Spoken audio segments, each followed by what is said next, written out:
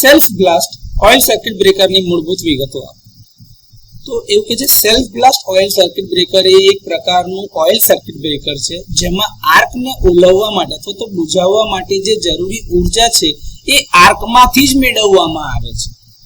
આ પ્રકારના circuit બ્રેકરમાં arc તેના દ્વારા ઉત્પન્ન થતા પ્રેશર દ્વારા જ કંટ્રોલ થાય છે અને આ માટે કોન્ટેક્ટની આસપાસ પ્રેશર ચેમ્બર આપેલું હોય છે. આ પ્રેશર ચેમ્બર જે છે એનું કદ નાનું હોવાના કારણે જે ઓઇલનું વિઘટન થવાના કારણે ગેસ ઉત્પન્ન થાય છે એનું પ્રેશર વધે છે. ઓઇલ અને ગેસ જે છે આર્ક સ્પેસમાં જાય છે અને આર્કને ઓલવે છે અથવા તો શાંત કરે છે અથવા તો ક્વેન્ચ કરે છે.